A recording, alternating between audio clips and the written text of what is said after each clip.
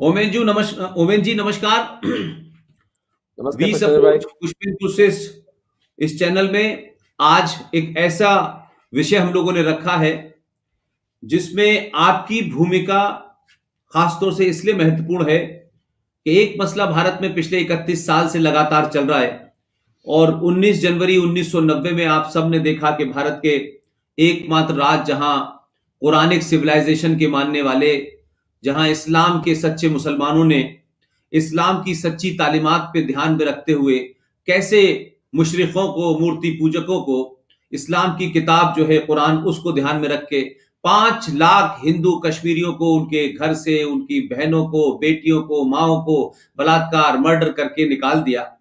और ये कोई घटना औरंगजेब या बाबर या किसी और के दौर की नहीं है, ये मेरे और आपकी आंखों के सामने के दौर की बात है कि एक आजाद भारत जहां 100 करोड़ हिंदू रहता हो, जहां सरकार में हिंदू हो, व्यवस्था में हिंदू हो, पुलिस हिंदू हो, सेना हिंदू हो, कोर्ट हिंदू हो, उसके बावजूद भी 31 साल पहले जो इतना बड़ा नरसंहार हुआ, उसके सिलसिले में आज तक कश्मीरी पंडित जो हिंदू हैं वो देश भर में सुप्रीम कोर्ट से लेके अलग अलग जगह गए और उन्होंने कहा इस पे सुनवाई होनी चाहिए। तो भारत की सुप्रीम कोर्ट ने कहा कि अब ये इतना पुराना वाला मामला है, इस पे क्या सुनवाई करते हैं, अब तो इसकी कोई जरूरत नहीं है।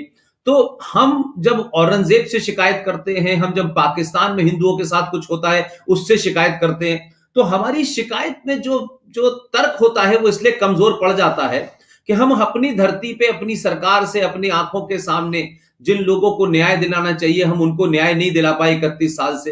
तो पाकिस्तान तो एक इस्लामिक स्टेट था और वहां इस्लाम की तालीमात के हिसाब से जो गैर मुसलमानों के साथ होना है वो तो कर ही रहे हैं। तो वहां से जो लोग आए हैं उसके लिए आप जैसा योद्धा, आपके साथी, आपकी जो सोसाइटी है निमकेतम, उसके जय आहूजा साहब, आप लोगों ने मिलकर इतना एक बड़ा काम किया। न तो उसमें कोई सरकार की, न कोई दूसरे जो फंडिंग एजेंसी है किसी का कोई रोल है, फिर भी आप लोगों ने एक बीड़ा उठाया और किस तरीके से पाकिस्तान का, खासतौर से जो सिंध प्रांत है, किस तरीके से उनकी बेटियों को उठाया जाता है, बलात्कार होता है, जबरन शादी होती है, कोर्ट कचहरी सरकार सब एक ही एजेंडे पे काम करते हैं।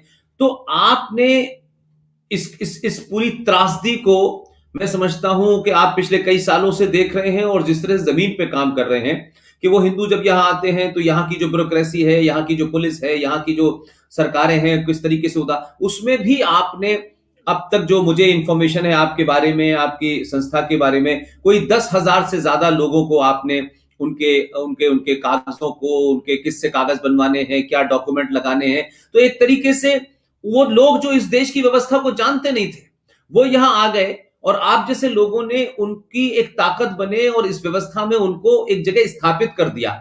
लेकिन दूसरी तरफ हम ये देखते हैं कि 19 जनवरी 1990 को जिस तरह से कश्मीर में जो कुछ हुआ, आज भी वो कश्मीरी हिंदू पूरे देश में स्कैटर्ड हैं, विदेशों में हैं, अपनी तरीके से अपना जीवन जी रहे हैं।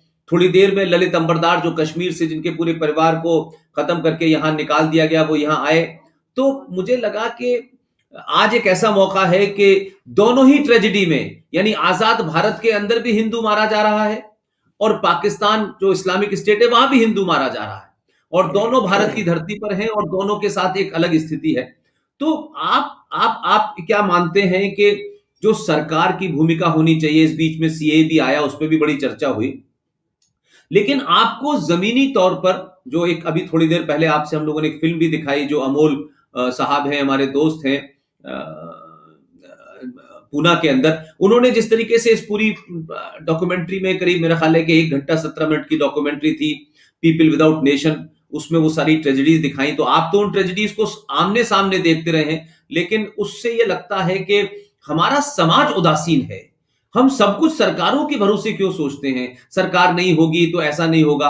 आप बताइए कि इस देश में हजारों, लाखों, करोड़ों के कहते बांग्लादेशी मुसलमान आते हैं, उनको ना तो सरकार बसाती है ना कोई और बसाता है, लेकिन उनका जो समाज है, जो मुसलमान इस देश में है 30-32 करोड़, वो किस तरीके से उनको अपने अंदर जम कर लेते हैं और पता ही नहीं चलता। रोहिंग्या मुसलमान आते हैं, वो कश्मीर तक में जाके बस जाते हैं, उनकी चर्चा नहीं होती। लेकिन हमारे हिंदू, चाहे कश्मीर का हो, हिंदू चाहे सिंध पाकिस्तान से भाग, उसके साथ एक ही तरीके का बर्ताव होता है। लेकिन आपने एक मोर्चा संभाला, आपने अपने प्रोफेशन, जो आपका डॉक्टरी का प्रोफेशन है, कहाँ डॉक्टरी और कहाँ ये काम, कोई तालमेल नहीं लगता, लेकिन उसके बावजूद भी आप इसको जिस बखूबी निभा रहे हैं। तो आपको क्या लगता है कि इसमें सरकारों को दोष देकर के बात खत्म हो जाती है, क्या समाज की भी कोई जिम्मेदारी होती है? जिस समाज के नुमाइंदे बन के आपने इतनी बड़ी तादाद में पाकिस्तान से आए हुए हिंदुओं के प्रति जो आपने काम किया है, उसमें आपका क्या कहना है? क्योंकि मैं समझता हूं कि तमाम तकलीफें आई होंगी, लेकिन आपने सरकार को शायद बीच-बीच में कुछ कहा होगा, लेकिन सरकारों पे निर्भर रह करके अगर आप ये काम शायद करते, तो मैं समझता हूं कि इतनी बड़ी तादाद में लोगों को स्थापित नहीं कर पाते। तो आपका इस पे क्या कहना है डॉक्टर साहब? बहुत बहुत धन्यवाद पुष्पेंद्र भाई। ये बहुत पीड़ाजनक विषय है, चाहे हमारे देश के अंदर ही विस्थापन हो, चाहे देश के बाहर से हिंदुओं का विस्थापन हो।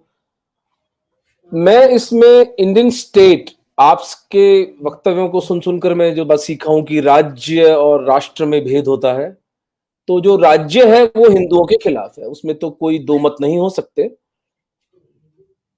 अब ये बात हिंदू नेतृत्व को 70 साल में समझ में नहीं आई। जो बात आप जैसे मुझ जैसे व्यक्ति को आज से 20-25 साल पहले समझ में आई, हम किंकरतावे विमूढ़ हो गए कि हम क्या करें। फिर छटपटाकर हमने अपने अपने कार्यक्षेत्र के अंदर अपने अपने पुरुषार्थ पर अपने अपने रिसोर्सेज का मैक्सिमम यूटिलाइजेशन करते हुए जो भी कर सकते थे किया। ये हिंदू नेतृत्व कहां मरा हुआ है? और हिंदू नेतृत्व का मतलब राजनीतिक नेतृत्व, आपका जो आध्यात्मिक नेतृत्व है। कोई संत, कोई साधु पाकिस्तानी हिंदुओं की बात करने को राजी नहीं है। वो तो मेरा व्यक्तिगत अनुभव है। कश्मीर के हिंदुओं की बात तो करते हैं। कम से कम जो तुम्हारे सामने वो श्रद्धा लेकर जो 5,000 10,000 रोज शाम को हिंदू इकट्ठा होता है, उसकी चेतना को तो जगाते, बजाय इसके कि वहां भोंडे भोंडे नाच नाच रहे हो स्त्री पुरुषों के साथ में, छोटो सो मेरो मदन गोपाल। मैं भगवान कृष्ण का बहुत सम्मान करता हूं। गीता मेरे जीवन का मूल मंत्र है, लेकिन मेरी गीता में तो मुझे कहीं नहीं समझ में आता है ये बात कि मेरी आराधना करो और सब काम छोड़ के बैठ जाओ। जो फैंटास्टिक स्टोरीज ये लोग अपने कथावाचकों में ये सब सुनाते हैं, इनको थोड़ी लज्जा आनी चाहिए कि जिस समाज के बल पर ये जीवित हैं, जो समाज इनका पोषण करता है, उस समाज के भयानक भीषण दुखों की ये चर्चा भी नहीं करते और उसके विपरीत झूठ फैलाते हैं। वसुधैव कुटुंबकम, सगे भाई पर 6 इंच जमीन के लिए कोर्ट केस करता है हिंदू। शांति दूत दिखता है तो वसुधैव कुटुंबकम। यार छोटी बहन बेटी जैसी होती है, उससे प्रॉपर्टी के लिए सर फोड़ते हैं हिंदू। और एकम सत्यम बहुधा वदन्ति। इनको बोध है सत्य होता क्या है, इनको बोध है सत्य कितना मूल्यवान होता है और सत्य का मूल्य है। जो नृशंस हत्यारे 1400 साल वध करते आए हैं, हमारे बच्चियों का शील भंग करते आए हैं और आज भी उसी निर्लज्जता से कर रहे हैं, आप उनको सत्य की कैटेगरी में रख रहे हैं? या तो आप गधे हैं और या आप मक्कार हैं। दोनों केसेस में मेरे किसी काम के नहीं आप। In either case, either you are a cretin dolt और a crook, and I have zero interest in such people. तो मिडिल क्लास को हिंदुओं का नेतृत्व लेना पड़ेगा। जैसा कि आपने निवेदन किया, आप आश्चर्य कर रहे थे मैं डॉक्टर होने के बाद में ये सब कर रहा हूं। ठीक बात है, आरंभ में मुझे परेशानी हुई, मेरा सोशल सर्कल खत्म हो गया, लोगों ने मुझे अपने हॉस्पिटल के अंदर अपमानित करना शुरू किया कि यार डॉक्टर साहब यहाँ पर आप ये बातें नहीं कर सकते, यहाँ तो सब तरह के पेशेंट आते हैं, फलाना ढिमका। मेरी पत्नी, मेरे बच्चे भी मेरे विरोध में हुए, मेरा अपना परिवार मेरे से नाराज हुआ, लेकिन भगवान की कृपा से मैं धीरे धीरे शालीनता से, धैर्य से मैंने उनको समझाया। आज मेरा परिवार, इवन मेरी डॉक्टर फ्रेटर्निटी मेरे साथ में है। बहुत से डॉक्टर्स निमित्त एकम को फंडिंग करते हैं। हम हर पाकिस्तानी हिंदू का निशुल्क चिकित्सा करते हैं, तो सारे डॉक्टर्स ही हैं मेरे जैसे जो सहायता कर रहे हैं। तो मिडिल क्लास को आगे आना पड़ेगा भाई। और हर जगह में जो बात दोहराता हूं, धरती पर जो योद्धा लड़ रहा है उसको धन चाहिए, उसकी दाल रोटी का हिसाब आपको उठाना पड़ेगा। सारा हिंदू समाज 100-200 रुपए 500 रुपए महीने का धर्मांश दे तो हम ये युद्ध आज भी जीत सकते हैं, हम जीतेंगे। देखिए, जब मैं अब मेवाड़ के महाराणाओं का इतिहास पढ़ रहा हूं, मुझे एक बड़ा ढाढ़स बंधा कि इतनी विपरीत परिस्थितियों में हल्दी घाटी का जब युद्ध हो रहा था, प्रताप का मेवाड़ सिकुड़कर 300 स्क्वायर माइल्स में रह गया था। That was all the territory that he had. लेकिन हल्दी घाटी की लड़ाई प्रताप ने लड़ी, जीती, और उसके साथ साथ बाद दिवेर की लड़ाई जीती, और सिवाय चित्तौड़ के मेवाड़ का एक एक इंच प्रताप ने पुनर्ग्रहित कर लिया विश्व के सबसे ताकतवर साम्राज्य के विरोध में। तो आज से 500 साल पहले प्रताप अगर अकेले कर सकते थे तो हम तो 100 करोड़ हैं। हमें क्या निराशा है? हमें किस बात की निराशा है? बात समझने की है, बात बोध में आ जाने की है कि हमारे साधु संत, हमारे कथावाचक, हमारे आश्रमों में बैठे मठाधीश, हमारी पॉलिटिकल लीडरशिप या तो मूर्ख है या मक्कार है। न इन्हें पता है इस सभ्यतागत संघर्ष का, पता है तो आंखें मूंद के बैठे हैं, ऑस्ट्रिच बना रखा है। हमें भी समझाते हैं, अरे नहीं तुम ऐसे मत बोलो, तुम तो यार बुरा लग जाएगा। नहीं ऐसे नहीं, बुरा लग जाएगा। बच्ची की इज्जत लुट गई, बच्ची का शील भंग कर दिया, हाथ कैसे लगाया उसको। मैं उस समय हम हिंदू धर्म में हमारी जितनी भी जो मैथोलॉजी कहते हैं उसको, लेकिन मैं उसको पुराण कहता हूं, हमारा इतिहास है। पुष्पेंद्र भाई, एक किस्सा मुझे बताइए जहां किसी बलशाली व्यक्ति ने किसी स्त्री का बलात्कार किया हो। एक किस्सा मुझे बता दीजिए, मैं हिंदू धर्म छोड़ दूंगा। ये कल्पना नहीं थी हमारे चित्त में कि स्त्री को यौन शोषण हो सकता है। इतना मातृ प्रधान समाज था हमारा, और आज हम इतने गिर चुके हैं कि हमारी बच्चियों, बहनों, बेटियों के शोषण करने वालों को हम एक धर्म का दर्जा देते हैं।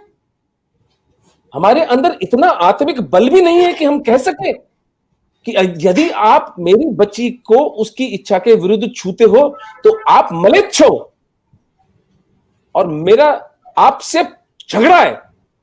मैं प्रतिकार करता हूं ऐसी सोच का। हिंसा का उत्तर भगवान कृष्ण ने हमें बताया था, प्रतिहिंसा है। क्या कोई नया वर्ल्ड ऑर्डर लेने निकले हम लोग?